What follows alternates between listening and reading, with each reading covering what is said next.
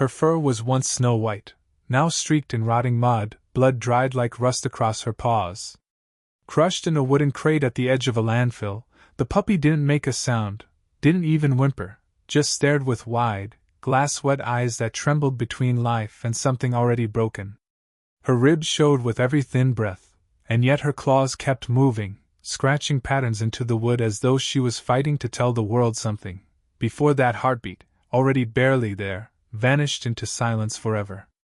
Before you witness what they found trapped in that crate, brace yourself. This isn't just another rescue, it's a warning carved by an animal too broken to bark.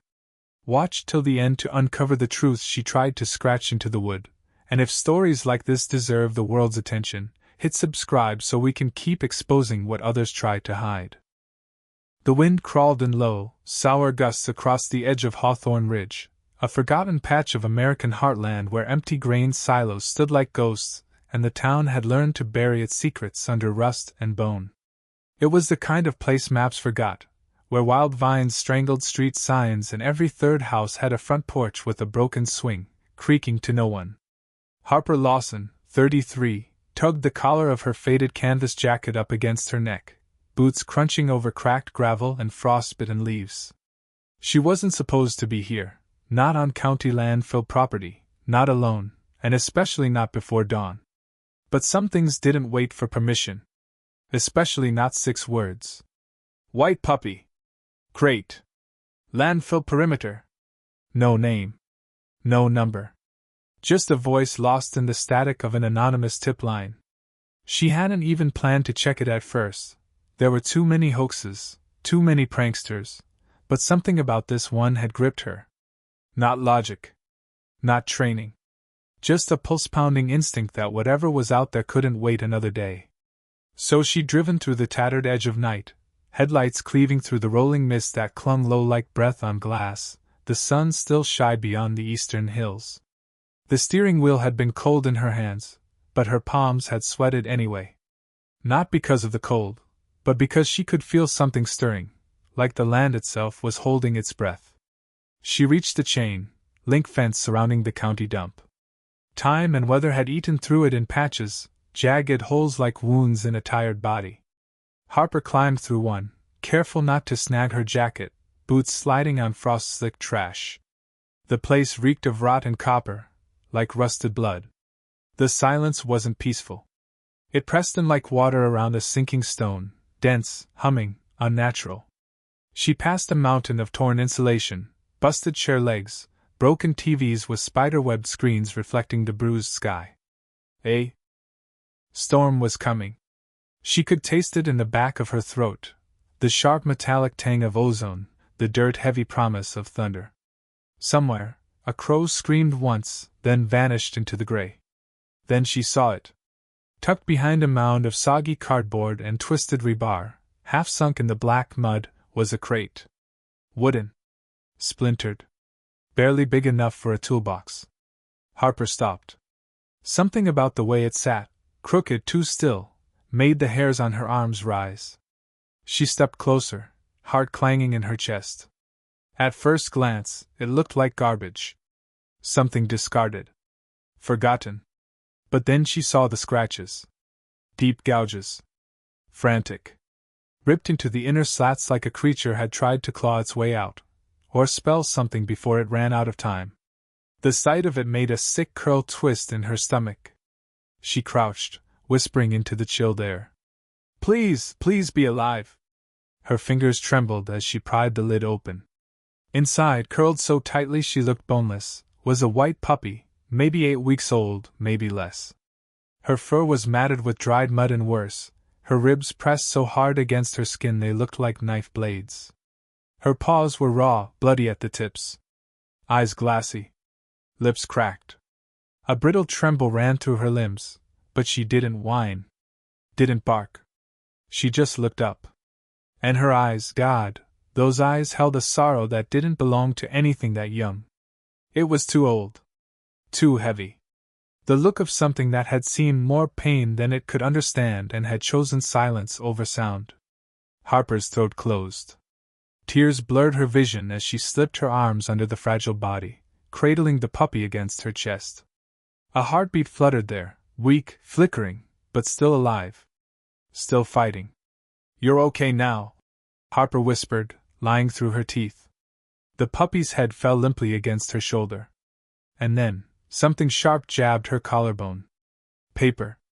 She reached into the matted fur and pulled out a small scrap. Folded, damp, torn from a newspaper. Scrawled in thick black grease pencil were 5 words. "Not worth saving, try me." Harper froze. Everything inside her, every learned instinct, every shelter protocol, screamed, "Vet. Now. Stabilize. Move." But something colder ran deeper. This wasn't just abandonment. This was a challenge. And suddenly the scratches in the crate weren't just desperate. They were deliberate. Patterned. Almost symbolic.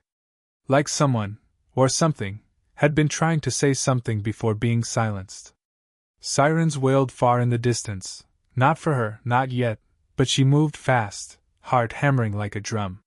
She wrapped the crate in an old blue tarp and lifted the puppy into her arms, sprinting toward her truck beyond the fence line. The sky split with distant thunder, clouds rolling in heavy like bruises across the horizon. She buckled the dog into her passenger seat, wrapped in an old quilt that still smelled faintly of cedar and lavender, remnants of a life before she'd lost everything that had mattered. Before she'd stopped believing people could change. Before she'd stopped trying herself. The puppy looked at her, not like a dog looks at a rescuer, but like one survivor recognizes another. And Harper knew in that moment, with a clarity that punched through every doubt, that this wasn't over. This wasn't a rescue. This was a beginning. The vet's office was quiet, tucked into the back of a converted hardware store in downtown Broderick. Dr. Mona Patel, wiry and brilliant and too old for small-town politics, barely blinked when Harper arrived, blood on her sleeves and that look in her eyes again, the one that said, "Don't ask, just help." The puppy was still breathing. Barely. The exam room hummed with fluorescent light and the smell of antiseptic. Machines beeped low and slow. Harper watched through the glass window as Mona cleaned the wounds, started fluids, ran vitals. "You're not telling me something," Mona said softly, not looking. Away from the table. Harper didn't answer. She reached into her pocket and handed over the note. Mona read it. Then looked at Harper like she'd brought back a grenade with the pin pulled. "This isn't someone leaving a dog to die. This is someone testing what kind of world we are." Harper nodded. "Or what kind of monsters we make." Back at her farmhouse on the edge of County Road 9, Harper laid the puppy, now named Echo, into a heated blanket nest beside the old wood stove. She didn't sleep that night.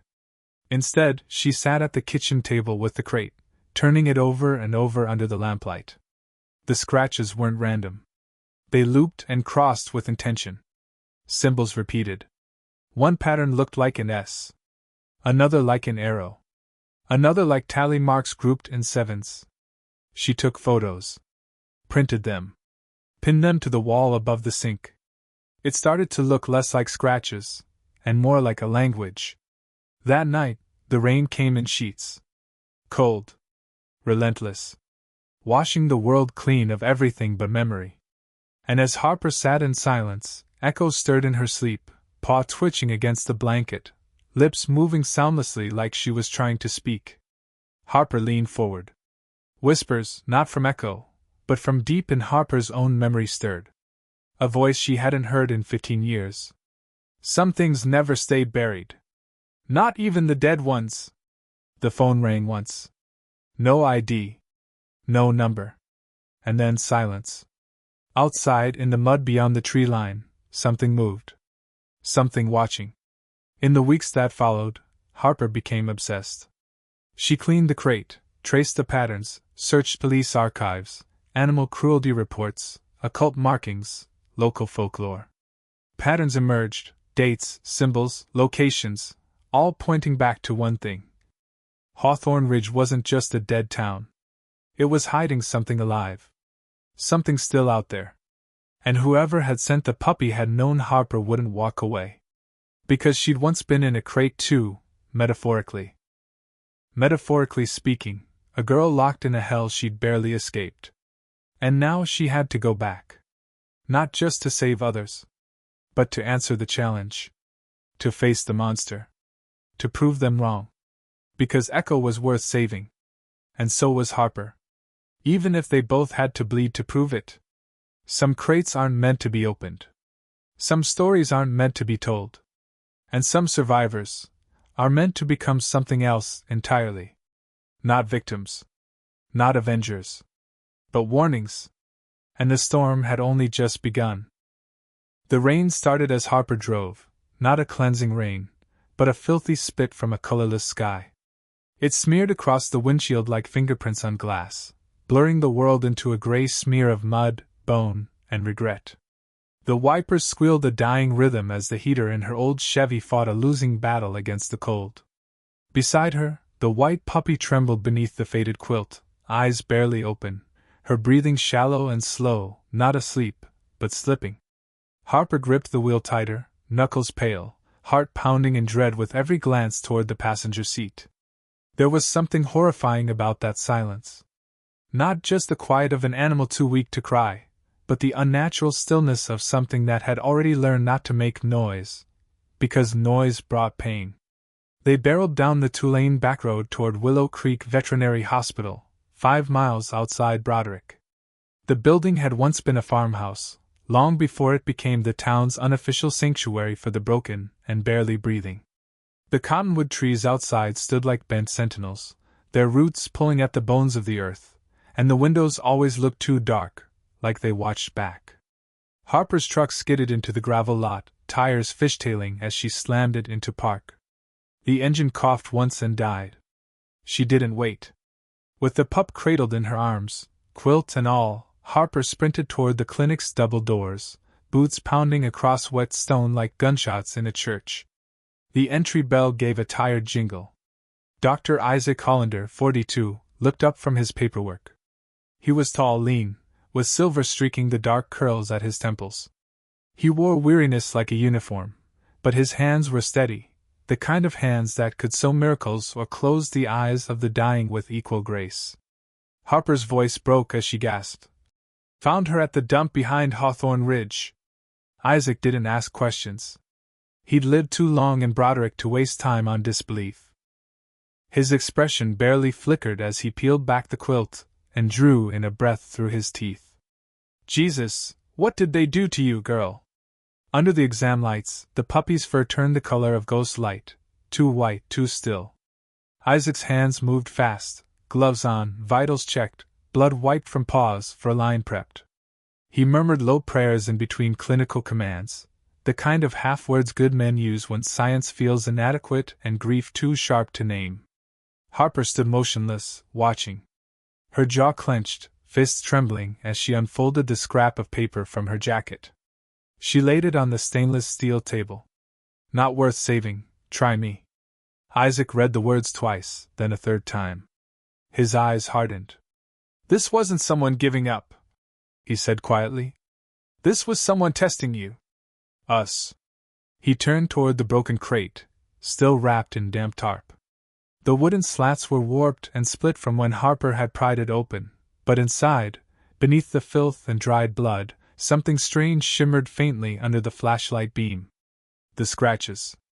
Isaac tilted the crate toward the light. The gouges weren't random.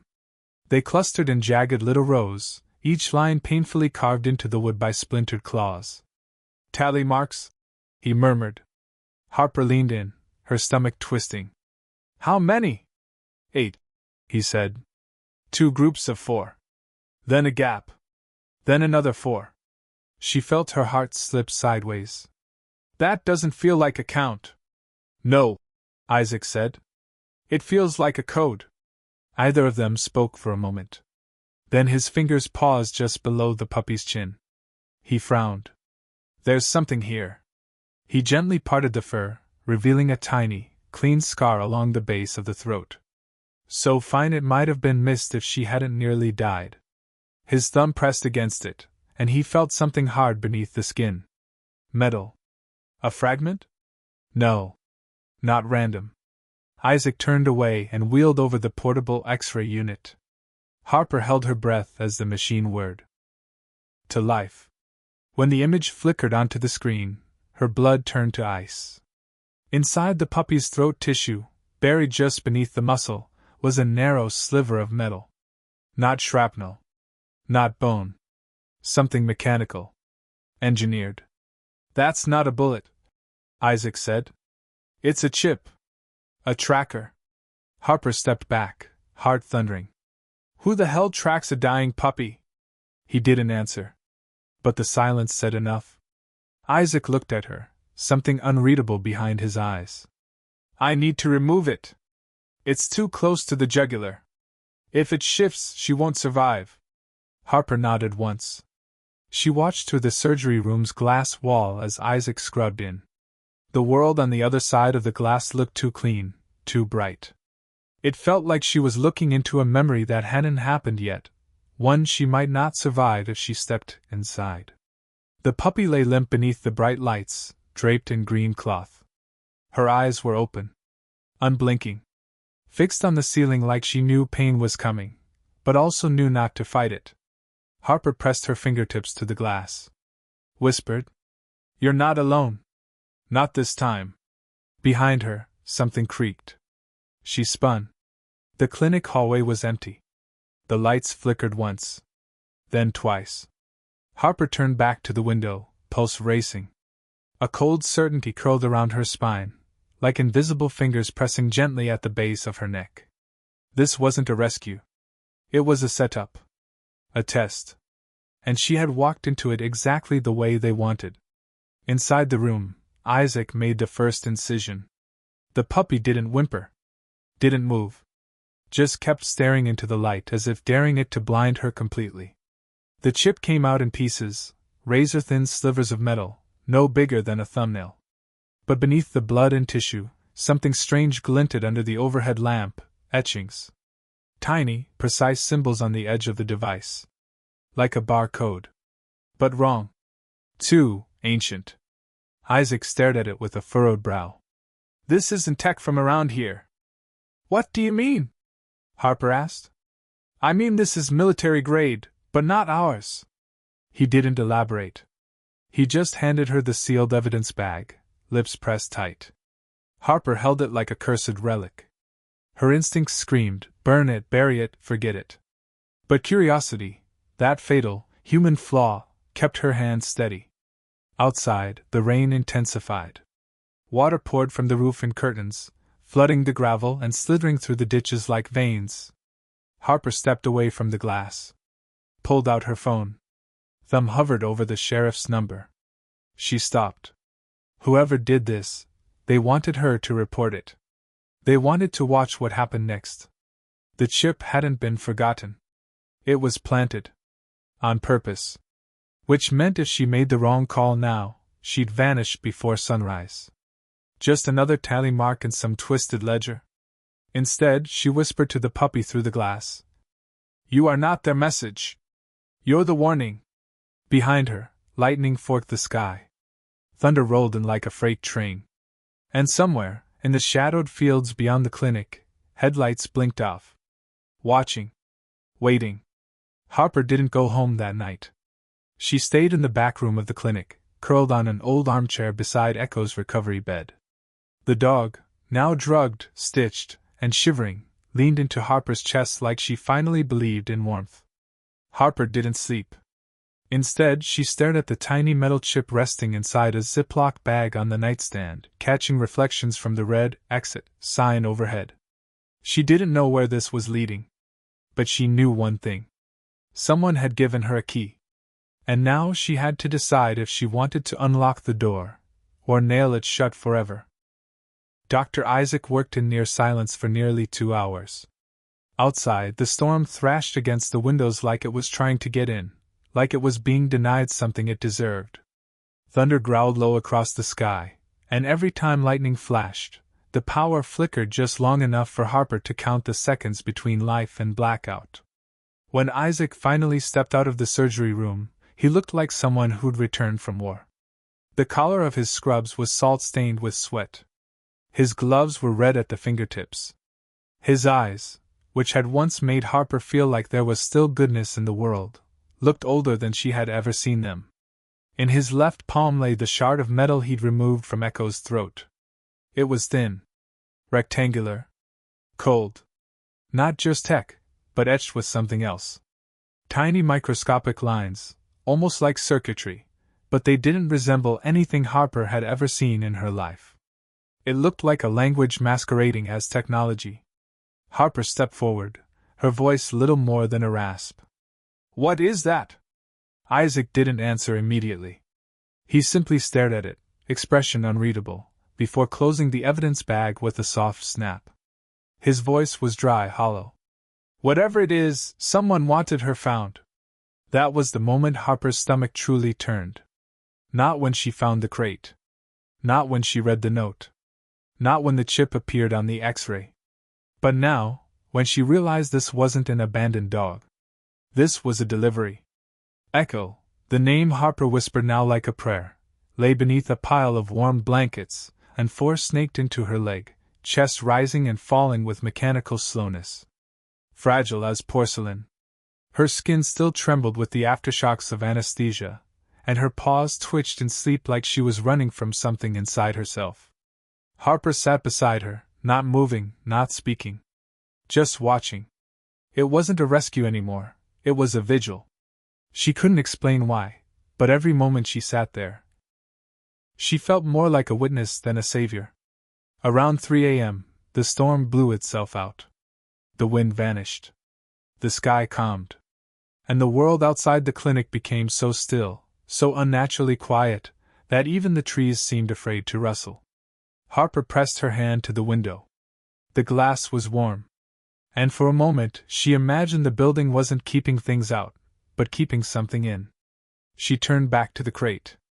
The scratches had never stopped bothering her. 8 marks. 4 grouped, a space, then 4 again. Clean. Sharp. Deliberate. She crouched in front of the wooden box, lit only by a desk lamp and the green glow of the vitals monitor beside Echo's bed. She stared until her vision blurred. Then she pulled out a pen and began sketching the marks on her palm. 4 straight lines. Then 4 more. She'd seen this before. Suddenly her breath caught. She opened her phone and typed rapidly. "Roman numerals," she muttered. 4, 4. That's 4, 4. 8 total. That's 8. Her gut twisted. Why 8? Is it a countdown? A number in a series? A group? Her phone buzzed. She nearly dropped it. Unknown number. 1 message. Has she scratched anything new? Harper froze. It was 3:17 a.m. The world was dead quiet. No one should know she was even here.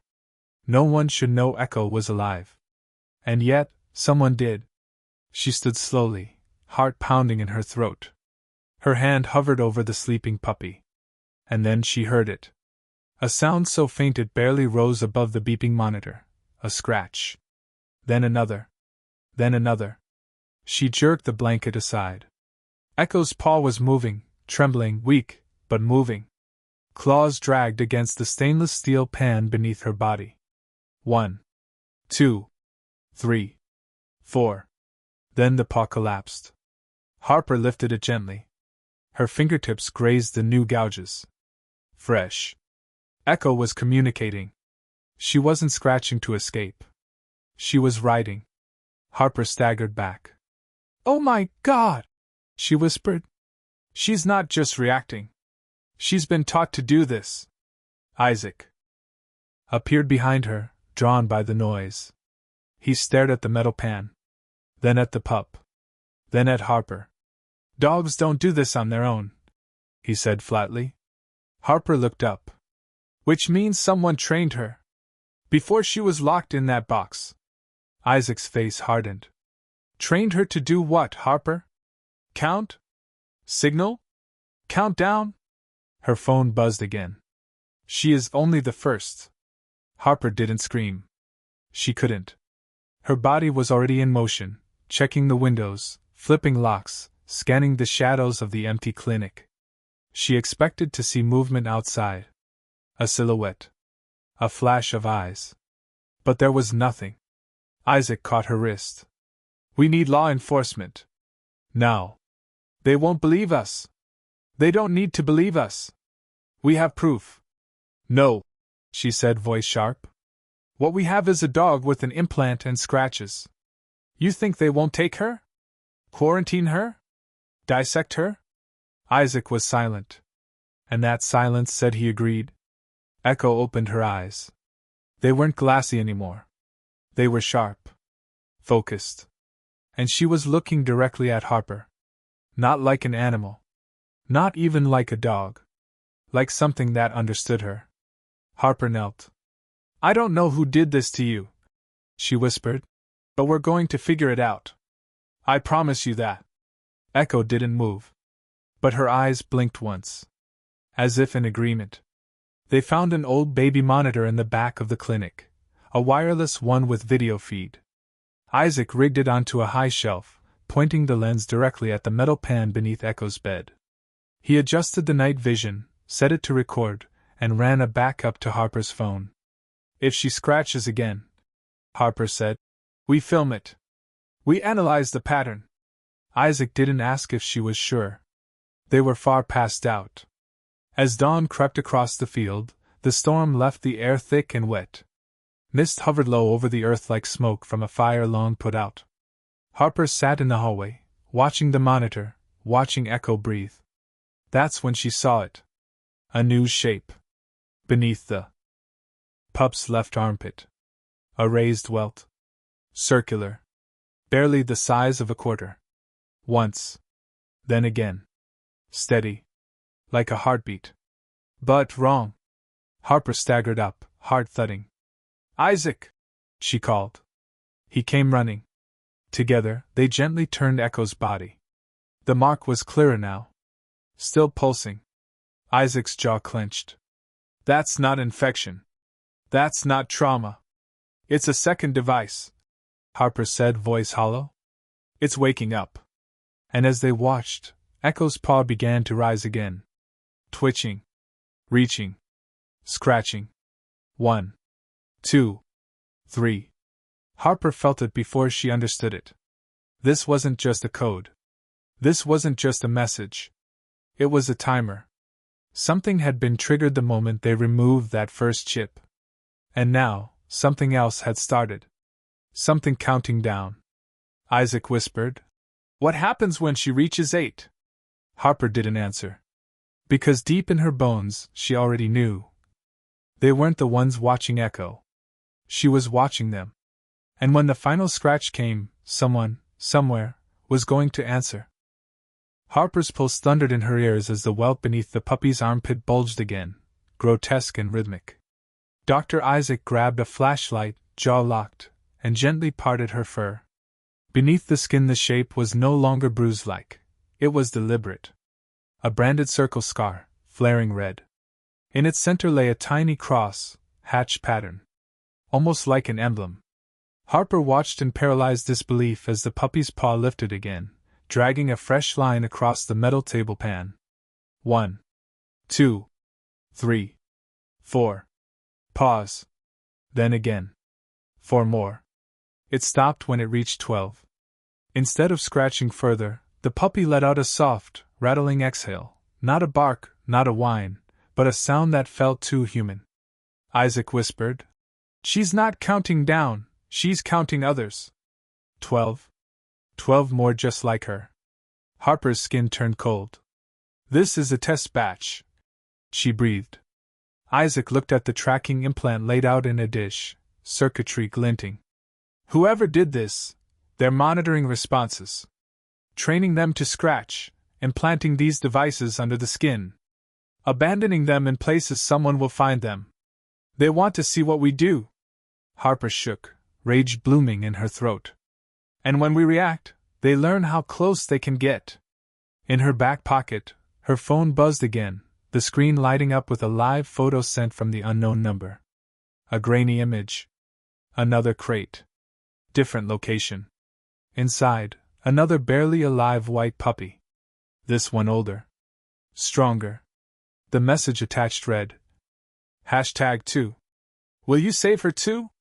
Eyes shot through Harper's spine. This wasn't rescue work. It was someone's game. To see if compassion had a limit. To orchestrate survivors meant to emotionally maim those who cared. Outside the clinic, a truck engine growled. Headlights swept across rain-slick gravel. Harper peeked through blinds. A black SUV idled at the edge of the property. No plates. Harper grabbed the puppy, cradling her chest tightly, backing toward the side exit. Isaac whispered harshly, "Run! Take her! I'll stall them!" Before she could protest, he shoved a key fob into her palm. "His cabin in Goddard Woods. 2 miles west. Go now." His voice cracked. "If they get her back." Harper kissed the puppy's damp forehead and bolted out the emergency door. Behind her, the front of the clinic exploded into chaos. Isaac shouting, glass shattering, men's boots pounding inside. Harper sprinted through mud, ducking beneath cedar limbs, the puppy whimpering against her heartbeat. The woods swallowed them whole. By the time she reached the cabin, dawn had stained the sky a cruel orange. She bolted the doors, barricading windows with overturned furniture. The puppy stared up at her, eyes impossibly lucid, and for the first time since rescue, let out a sound. A small, shattered gasp that resembled the start of a growl. Harper collapsed next to her, clutching her by the fur. "I won't let them take you. I don't care if it takes my life." The puppy didn't blink. Instead, she slowly lifted her paw, hovering over the wooden cabin floor, and began scratching. 1, 2, 3, 4. Harper's breath stilled. 5, 6, 7, 8. Tears welled in her eyes. 9, 10, 11, 12, and then 13. Harper recoiled. "No, no, you said 12. She backed up instinctively, because suddenly that pulsing welt under the puppy's skin stopped moving, like whatever was inside had finished. The puppy's lips curled slightly, glassy eyes fixing on Harper with a gaze that no innocent should possess. Her phone vibrated. A new message. "Now we begin." At that moment, headlights flooded the tree line around the cabin. Multiple vehicles. Engines rumbling like beasts awakening. Harper screamed, scrambling for the back door, but before she could move, the first window shattered inward. The puppy didn't flee. She just watched. Harper realized too late, heartbreak roaring in her ribs, that this wasn't a rescue story. She wasn't saving the puppy. She had just delivered the experiment safely back to the people who made her. As the door blew open and dark figures swept into the room, Harper lunged forward to protect the puppy. Screaming, pleading. But the men did not harm her. They stepped carefully around the dog, almost bowing their heads. One leaned down to Harper with a gloved hand, whispering against her ear with a voice like smiling poison. "Thank you for completing Phase 1. They dragged Harper by the wrists, her screams splitting through the cabin rafters, as the puppy sat perfectly still among falling dust and broken glass, eyes shining under the flickering overhead bulb. She did not cry. She did not bark. She merely scratched, once, into the floorboards, as if marking Harper as number 14. And as the vehicles rolled away into the dark woods, leaving behind an empty cabin and one silent, breathing creature, the puppy stared into the void of her new cage without a sound. Because some animals live. But they never get to be rescued. They just become the next weapon. And survival is simply how the suffering goes on forever.